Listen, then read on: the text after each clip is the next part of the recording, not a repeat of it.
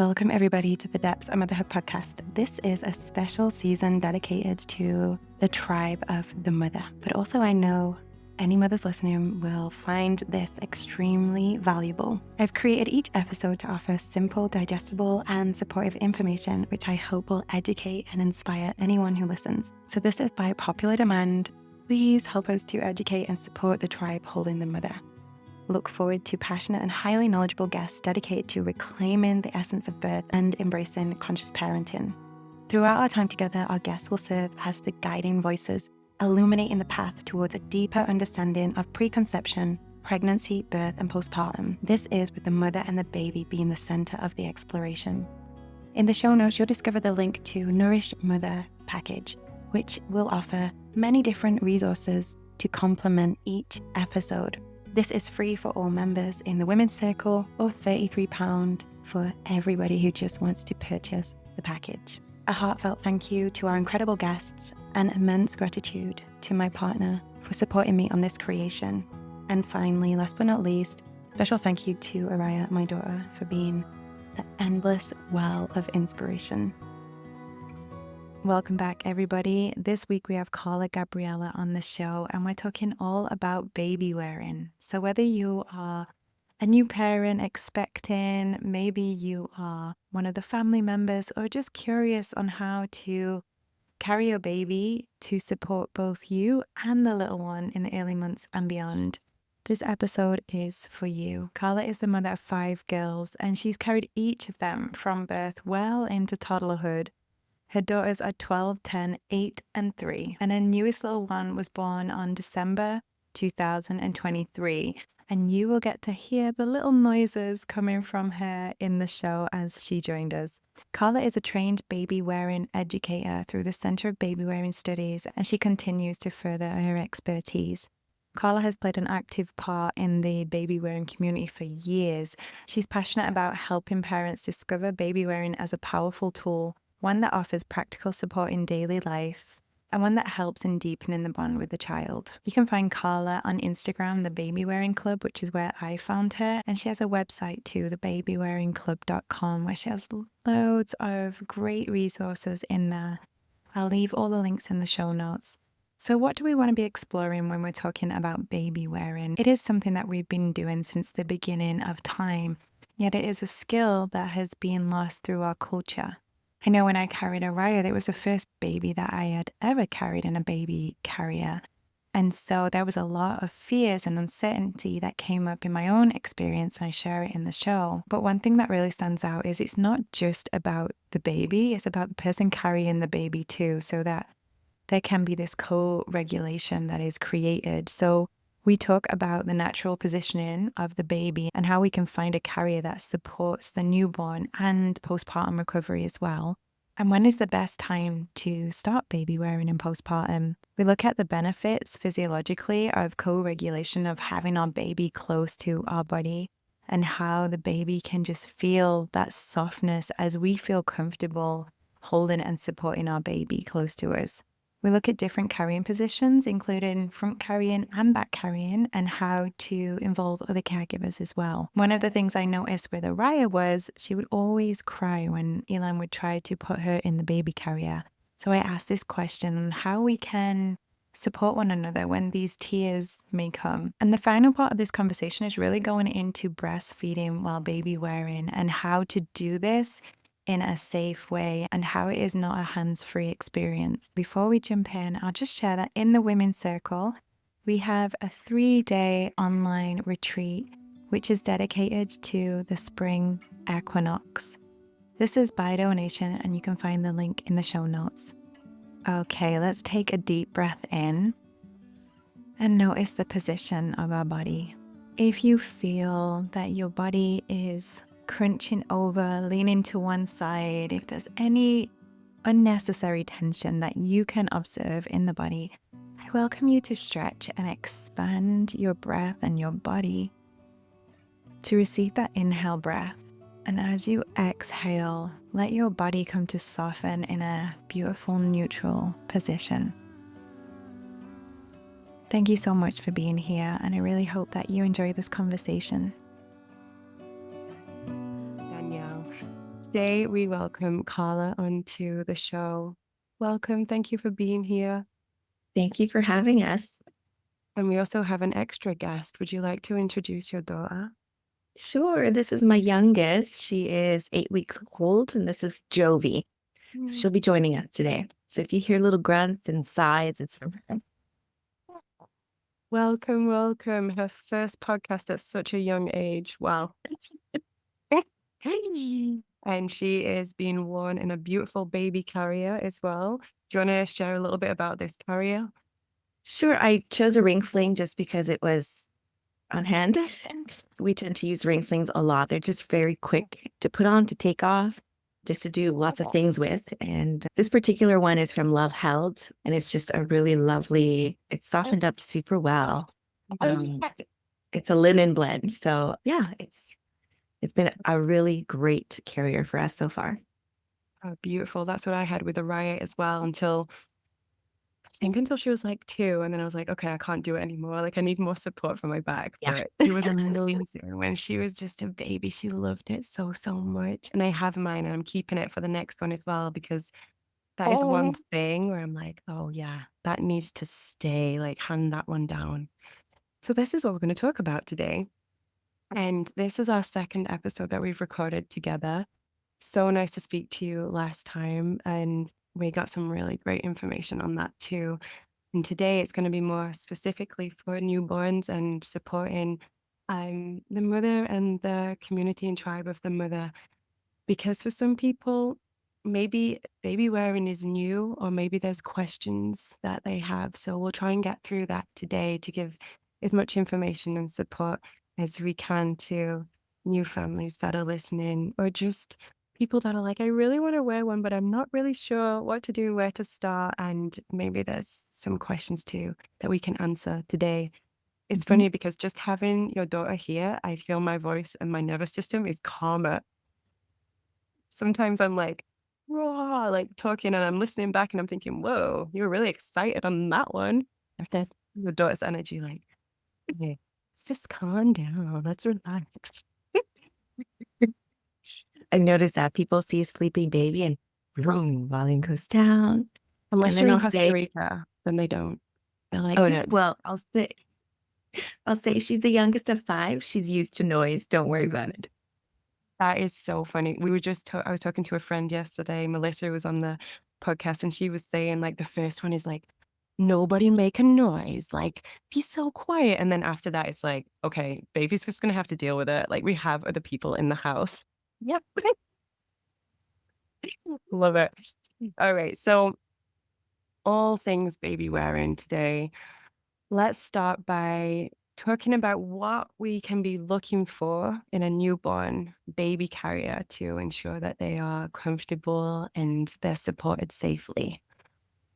Yeah, well, I think the first thing that came to mind was just something that would support their newborn position, which depending on how newborn they are, sometimes, they're born before term.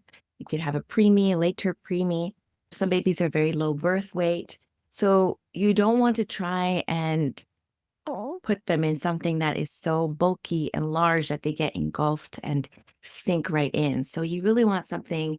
I tend to recommend more cloth type carriers, less structured carriers that will really just wrap around them and support their shape as it is, whether it's that tight little ball shape or whether they're already able to have their little legs out, give that support for them, but also for yourself. I think a lot of times we focus so much on baby, but we have to remember our postpartum body. It's been through a lot, a lot of just from growing this baby and to now birthing this baby, however this baby was born, you'll have to be mindful of the way it supports your body also.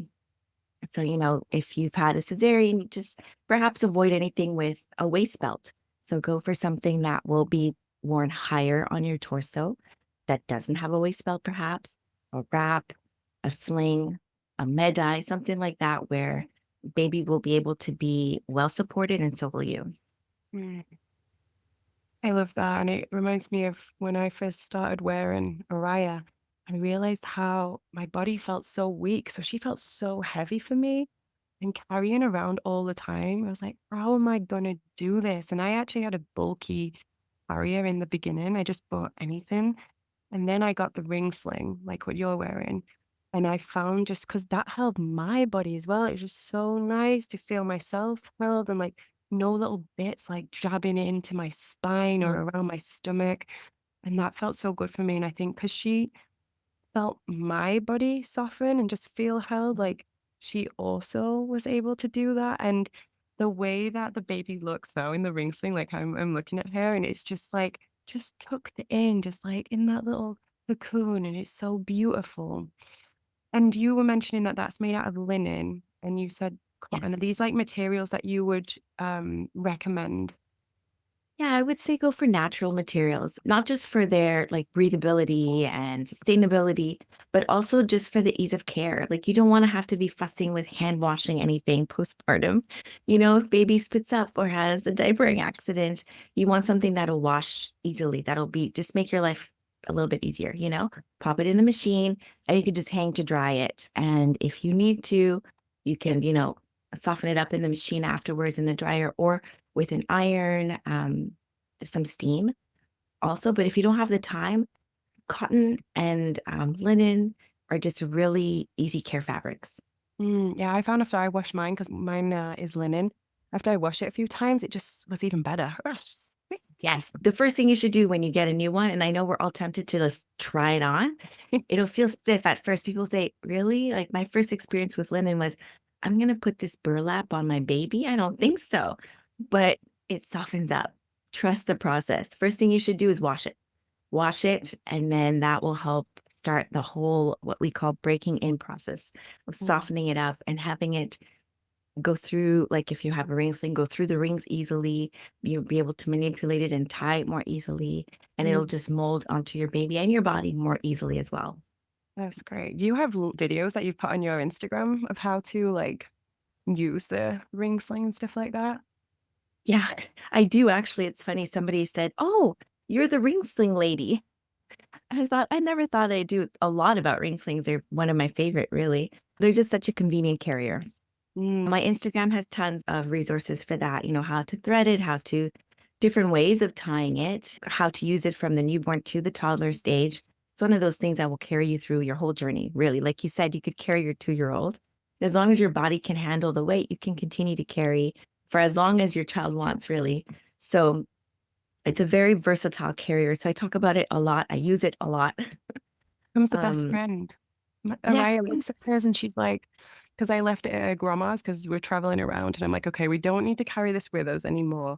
And she was like so sad, like a little friend is like staying. I'm like, grandma's gonna take care of it, don't worry. But she had such a like a beautiful connection with it, and the color because it was like a yellow, and she just I don't it was just a very beautiful relationship that she made with this little friend that was supporting both of us, like this connection between mother and baby. So sweet. And that's the thing, right?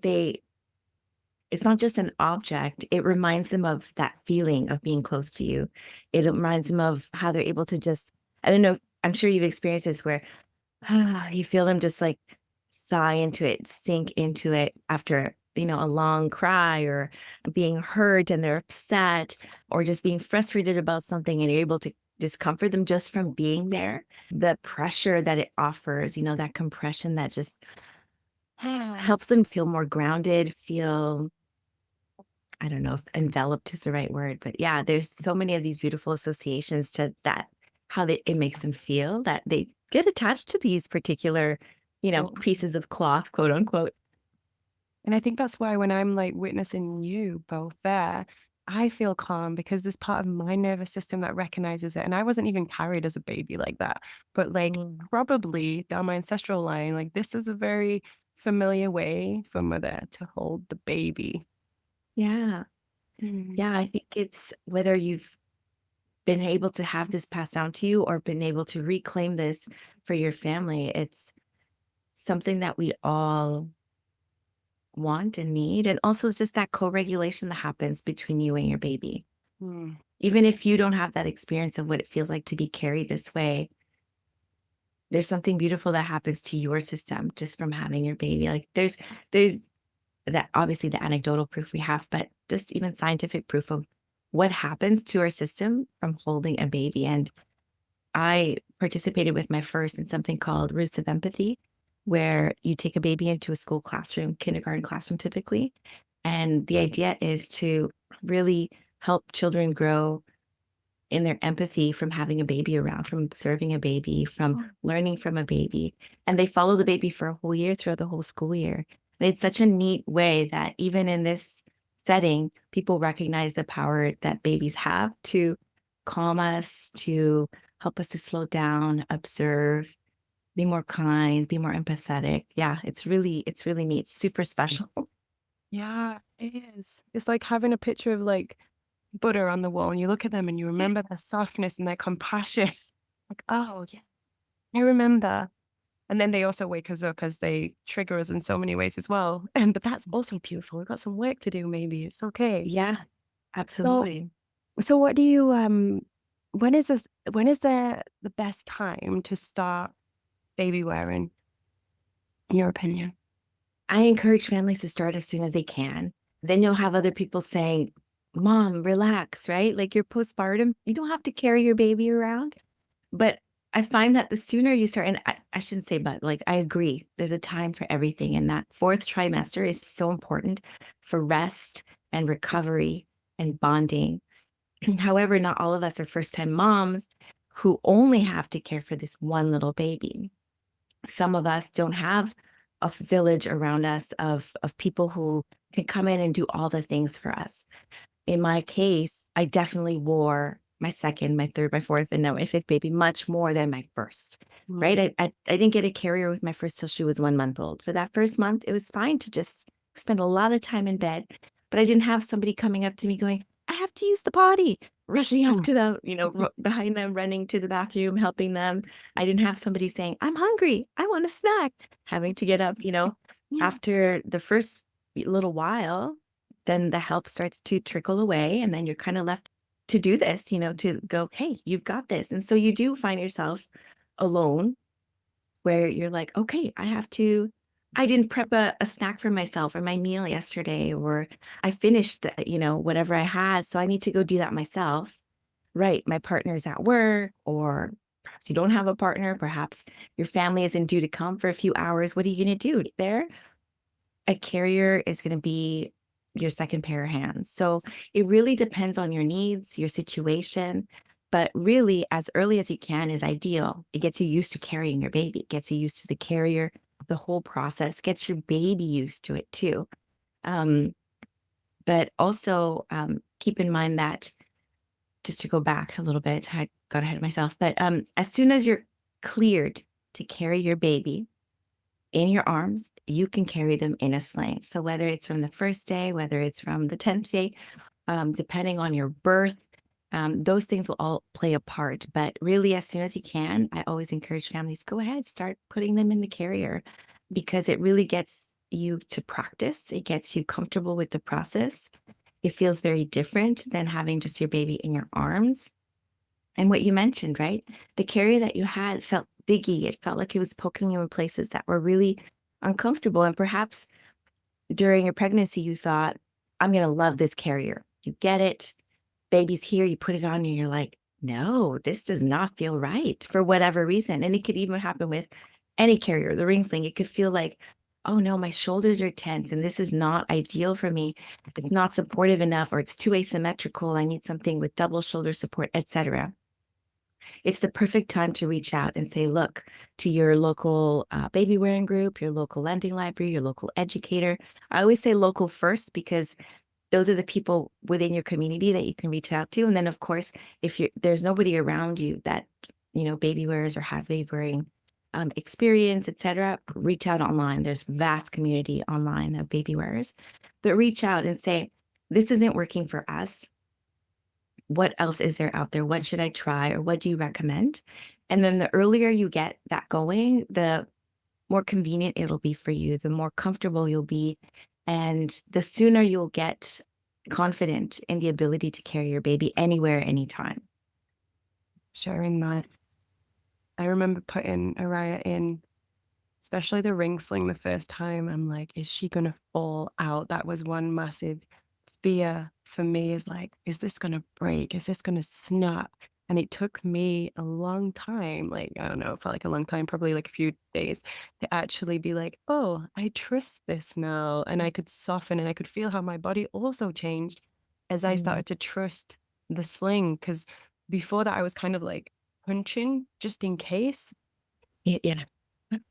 And then after that, I was like, no, she's safe. Like, she's okay. That was the difference from the bulky one. In the bulky one, it felt very like she's in, she's strapped in. Like, it's like, okay, let's go.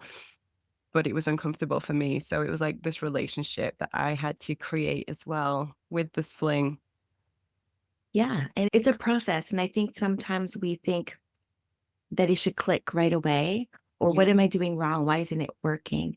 And sometimes it's just a matter of giving it time, Mm. trying different techniques or small adjustments to see if that helps. Sometimes it's just an adjustment thing, right? Sometimes it's raise the waistband an inch or snug it up a little bit more or loosen this area and tighten this other area. So it's a really, um, there's a learning curve in terms of baby carrying, especially for those of us who haven't grown up seeing it, where you're able to absorb all of these sort of just the way to use it, right? To way to use a carrier, even just the way to load your baby in. Especially first time parents, we find them so delicate, so tiny, and yes, they are delicate and tiny, but they're also very resilient. And you can, go ahead, just put your baby in. You're not going to break them. You're not going to hurt them. It's okay to handle your baby, even just in that sense. A lot of new parents have never handled a baby before. So again, just getting the practice of you can handle your baby. You can pick them up. You can place them in the carrier. You can adjust this carrier. These are all things that you are able to do if you learn how to do them. Yes, totally. And I've just come back from Peru. So we're in Costa Rica now, but in Peru, oh, you see all the mothers just grabbing the rebozos. Well, I don't know if they're called rebozos there, that's Mexican, but just a big piece of material, just Yes. tying it. And there's like three kids in the back, like a newborn, a toddler. And I'm just like, whoa. And I was worried about Araya falling out of this like very secure ring sling and they're just like whipping them on the back. And I was like, whoa. And that's just like you said, because that's what they've seen, that's what they've been used to. They've probably been carrying their brothers and sisters since like forever. Yeah.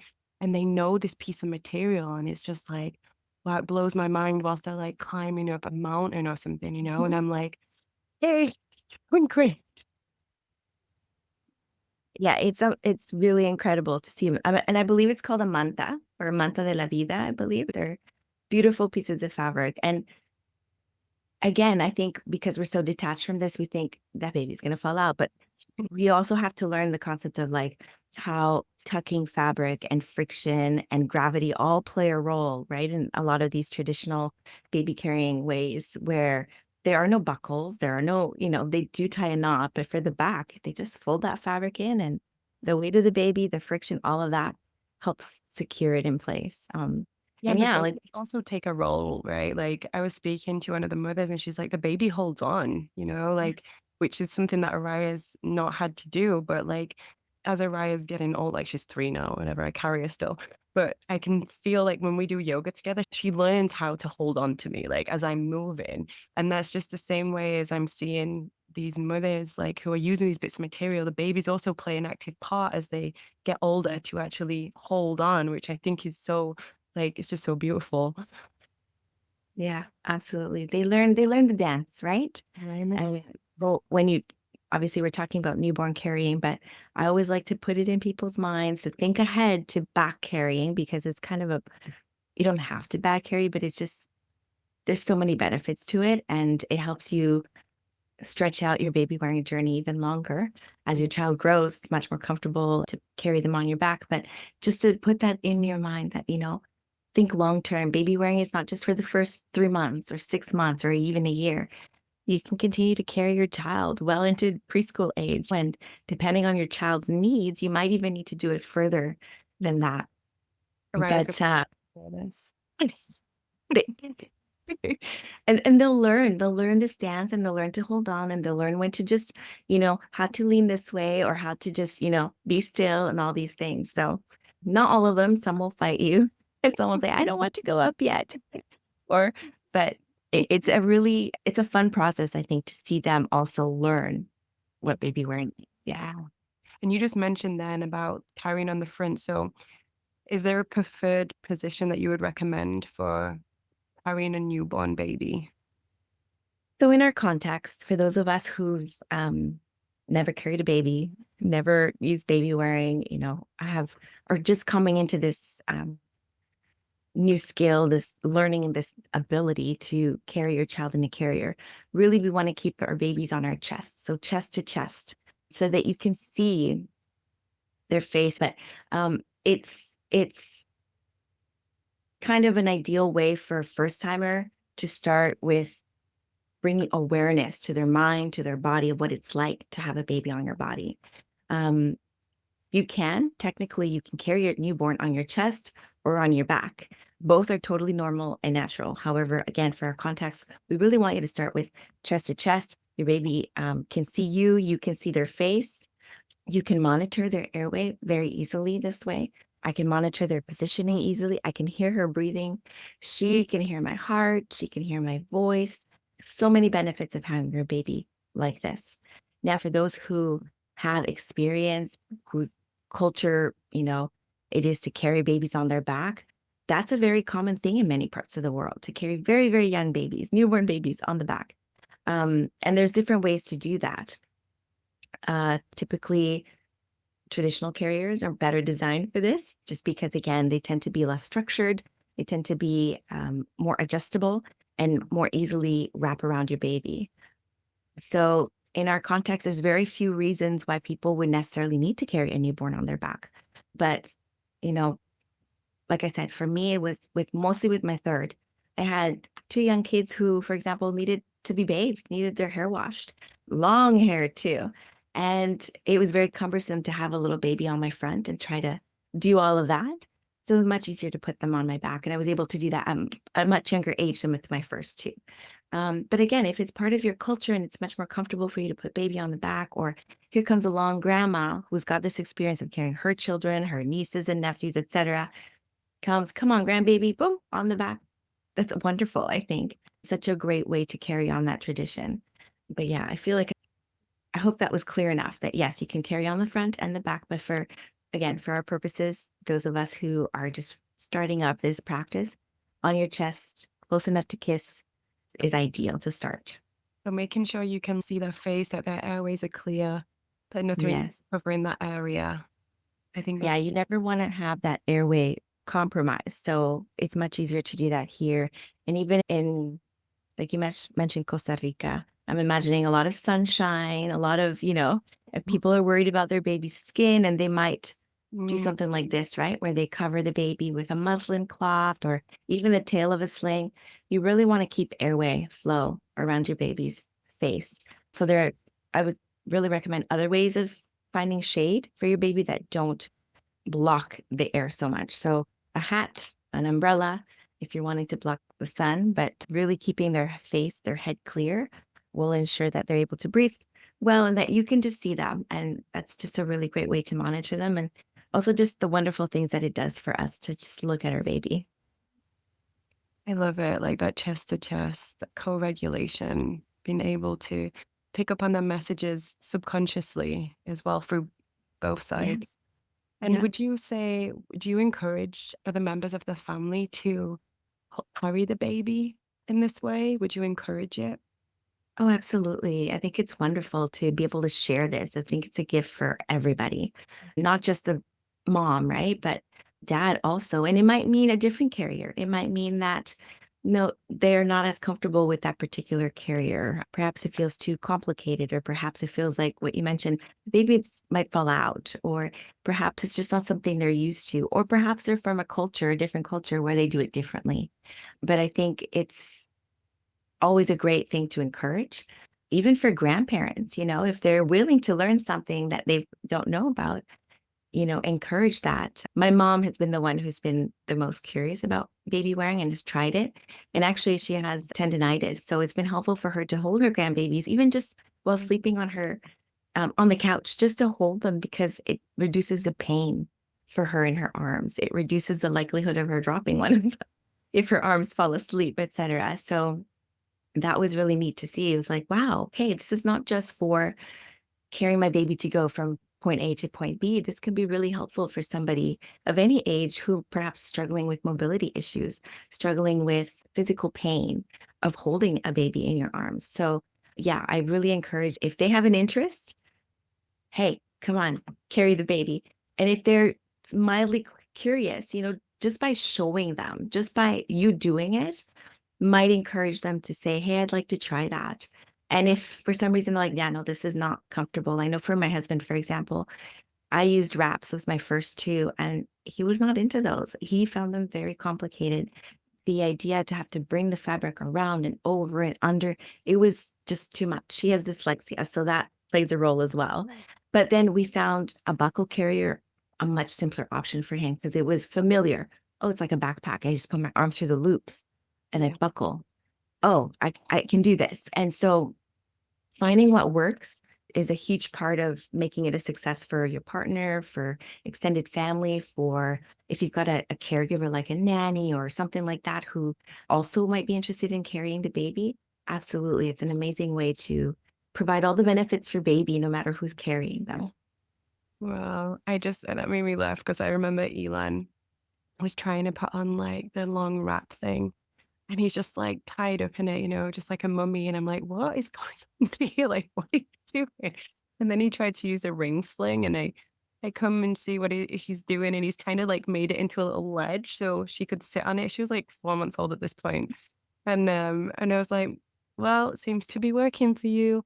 And then in the end, it is the ones that are like the backpack because it's more familiar. And even still with this one, there's a confusion for him because we twist the kind of like flip our arms underneath the Yeah. straps and then put it on. And like for me, like I've got that now. I don't look what I'm doing. I just kind of feel and do it.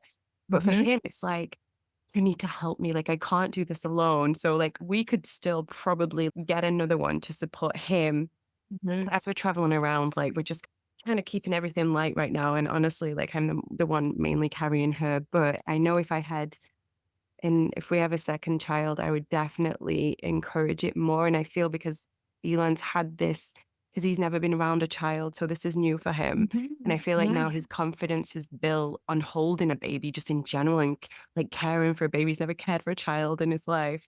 Yeah. Now I know that stepping into like if another child came to visit, he would definitely be more hands-on and not so afraid of the baby crying. Because if he went to put her in and she cried, he would be like, "No, no, it's okay. This is for you." And at the time, it was just me and him, so we kind of just like moved through that the best way we could. But I really think that's how time and experience and just like wisdom from having a child or being around a child really helps that relationship with other children coming through and Mhm. like ourselves stepping into parenthood as well. Absolutely. It takes time, and that initial crying of babies don't do well with transitions, right? Mm. I think that's an important thing to touch on too with newborn carrying. You go to change their diaper, they cry. You go to change their clothing, they cry. Some of them cry when you go to give them a bath. Some of them cry when you just pick them up. They transitions are very, they're not used to these things. Like I always say, it's really hard being a baby. They've come from just being all their needs being met 24/7, never going hungry, never feeling cold, to coming to this big wide world that is, they don't know what hardness is until they come to this world. Firm surface to sleep on, right? Cold breeze hitting their face. Like, oh, I just went for a walk with her and just to see her with the wind in her face, just I'm like, oh, sorry, baby, I'll shield you from that. But all these things that to us they're just, oh, it's a beautiful breeze. To a baby, it's a gust of wind. The world is hard for them. And so you can expect that they'll cry when you're transitioning them from one position to another. Or maybe they'll say, I was really cozy on mom's chest. Why is somebody picking me up and now putting me on something that's more firm? Where, where are the breasts here, right? And so they'll protest a little bit, perhaps. But again, it's part of getting them used to and the adult used to oh, there's a bit of change. Oh, wait a second. This isn't so bad. This feels nice. This is warm. This is soft. There's a process. And so with their first, I think most of us get a little bit, yeah, the crying, it kind of gives us this like, oh, something must be wrong. Not necessarily. Sometimes A brisk walk will help your baby settle into the carrier. Sometimes some marching or going up and down some steps, grounding movements like that, that really will help your newborn to feel, okay, I am safe. This is good. We can do this. Those are all helpful techniques. So don't assume that a crying newborn in a carrier within the first few seconds is a bad sign. I'm sure you didn't do anything wrong. It's just the whole part of the learning process for your baby also. Totally. I'm just laughing because I'm having visions of like Elon coming back from the beach with Araya, and he's like, I think she was like 4 months or something, but she was front facing. He put her out front facing. And like instead of her arms going down, he like brought them out so that her arms were out, and she had like this, her chest was like all pushed up through the thing. And I'm like, I'm looking at them. They both look happy. And it just made me laugh so much. I've just had that vision as them coming back so proud of themselves, but her little arms are up like, oh my gosh, we live and learn. So how long is it recommended for a newborn to stay in the carrier if they're comfortable and all their body parts are in a nice position? So there's actually no time limit for carrying your baby chest to chest. They will let you know. People say, well, Mhm. how do I know? Oh, babies are very good at communicating. We just need to learn to understand them, right? But they'll let you know when it's time for a stretch, when it's time to feed, when it's time for a change of, their nappy. They're really good at letting us know. But if your baby is comfortable in here for hours and hours on end and you are comfortable also, carry on. There's really no time limit. And also listening to your body, of course. So it's not just baby, right, who will need a break, because they do need breaks. Um, but your body needs a break too. And again, if your carrier is causing you any pain, any discomfort, number one, is it adjusted well? Number two, is it offering the optimal support for your body? And if not, then perhaps it's time to look at a different carrier that would offer you better support. But first two things would be, is it adjusted well, and is it offering you support? But if your baby's comfortable, you're comfortable, carry on. Carry on carrying. So what about breastfeeding? Do you recommend breastfeeding? Is there certain carriers that would be easier to breastfeed in? Yeah, it's really neat to see how baby wearing can support breastfeeding, right? So if your goal is to breastfeed your child, baby wearing can really facilitate that. Not only does it keep your baby close to your body, right, which helps with milk production, which helps with, hormone regulation, helps with what you mentioned earlier, which is you can capture those cues earlier on. You don't have to wait for your baby to cry. You can already see, oh, they're starting to lick their lips. Oh, they're bobbing their head. They're rooting on me. Okay, let's feed you before you start to freak out. Um, However, they're not always that easy to combine, right? These are two very different skills that take time to really get the hang of. And especially if it's your first one, if you never breastfed before, right? Like this is such a big thing to get through, learning what the best position for you is. Do you have, like in my case, I have not been able to breastfeed while baby wearing this little one. My letdown is too forceful and she's choking all over. I'm basically waterboarding her. It's like, no, no, no. Okay, so we need to lay down. We need to be laid back. We have had to find different positions, and baby wearing has just not meshed with that yet. I think once she gets a little bit bigger and she's able to handle the milk a little bit better as she grows, we'll be able to definitely incorporate this into our routine. Um, so really, we recommend get really comfortable with breastfeeding, get really comfortable with your carrier, with how to hold your baby, and then try to combine them and practice at home. Practice at home because you don't want to try and do this for the first time out and about, flustered, in a new setting, people around, etc. Just practice at home so that when you are out and you find yourself in need of doing this, you know how to do it and you can be calm about it and just do it. I remember And with the sling especially, I didn't even think about breastfeeding in it because the position that she was in, she was like very cozy. What you just did there, where you released the sling, that's what I realized. Oh, she can like get to my breast more. But actually, the first time I breastfed in the sling, she found it herself. It was when she was a bit older, and she'd managed to like maneuver and just like latch on. And I was like, oh, how did that happen? I was like, that's cool. And then I realized, oh, if I give her a little bit more slack, then she can find it herself and we can kind of like wiggle back into position again. And then Yeah. obviously as they get older, like now she just takes my breast like a burger and just be like, that'll be mine. I'm like, okay. Yeah. Like right now, she just wiggled. And speaking of like when they need a break, she just wanted to stretch out.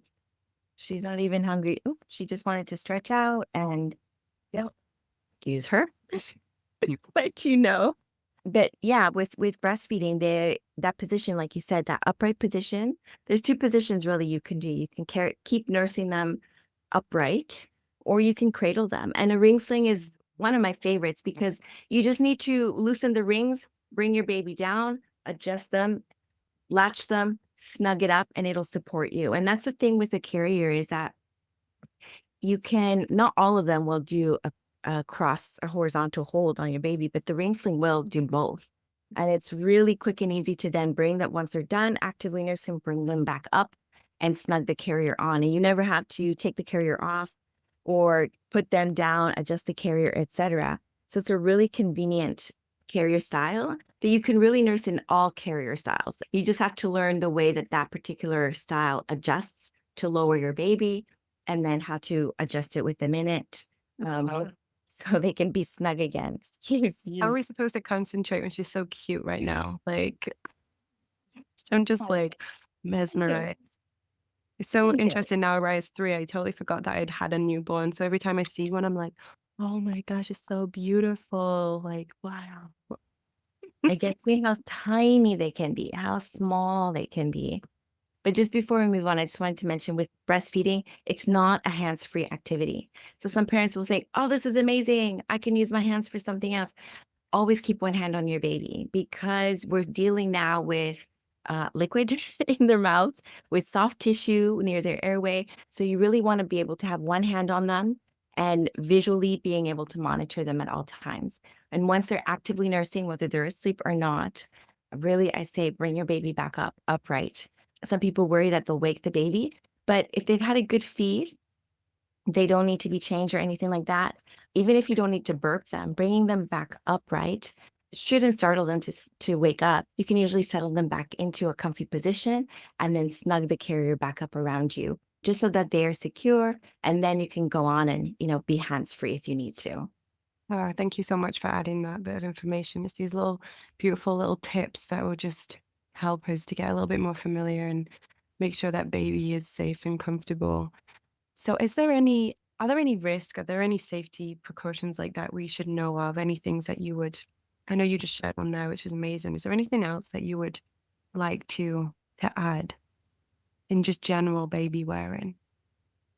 Yeah, I think I always like to remind parents that your body is the perfect environment for your baby. So carrying your baby is one of the best things you can do for your baby and for yourself, right? It's just going to be an environment where they're going to be able to thrive. And that's going to give them so much brain growth and just from being with you, and just going along for the ride, basically, to live your life and your baby's with you.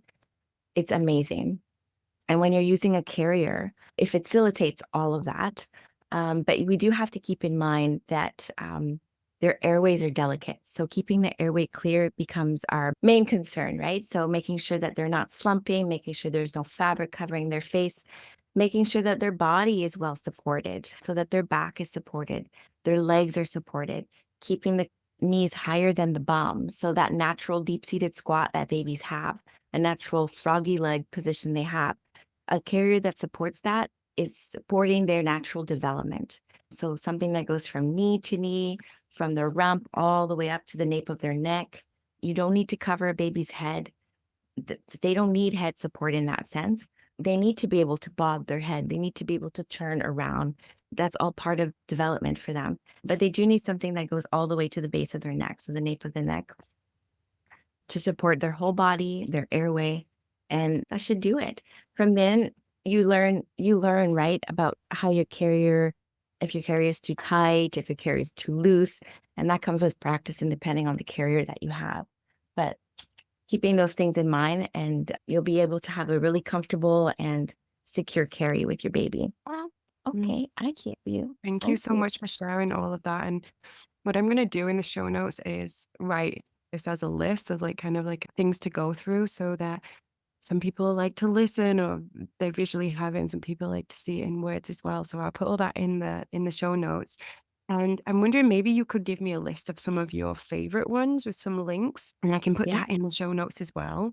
Obviously with everything linking back to you as well because your page offers so much support and yeah, it's really helped me and it's one that I always pass your account on to new mothers actually who are looking for more support and guidance in baby wearing. So thank you so much for your passion to this. And you have helped so many. I'd love for you to share where the listeners can find you and what you're offering online. Sure. Yes. You can Mm. find me at the Baby Wearing Club. And that's my name across Instagram, Facebook. Got a few YouTube videos up as well. I've got my own little podcast for baby wearing topics. And that's my website as well. So I offer lots of free education mostly through Instagram, some on YouTube. So lots of videos with tips, tricks, tutorials, things like that. I also offer group sessions, so workshops or group sessions for like drop-in parenting groups or groups of birth keepers like midwives, doulas, things like that. I will do sessions for them, but I love doing one-on-ones with families also. So locally, I would typically travel to their home postpartum and support them in carrying their newborn baby. Or I do virtual sessions as well, which has been really great to reach families that are not local to me. And I also have a newborn baby wearing course on Motherly. So that's always there for people to go through on their own time. I've got another course in the works, which is really tricky to do with a newborn. I was like, it'll be perfect. Not so much. We're on your schedule, baby, but working on some different things for this coming year. I've also got a coloring book. So if you're into coloring and baby wearing, there's a baby wearing coloring book out there, the Baby Wearing Club, and it'll get you to the coloring book. Lots of different little things that are available to support you in your baby wearing journey. Wow. Amazing. Well done, Mama. And isn't it incredible what things light an individual up, like these passions and interests that we have, and then you get to share this. Thank you so much for both of you Hey, for being here, and I really appreciate your time and your wisdom that you're passing through, and I look forward to following your journey more. Thank you so much. hey, Danielle, so glad to be here.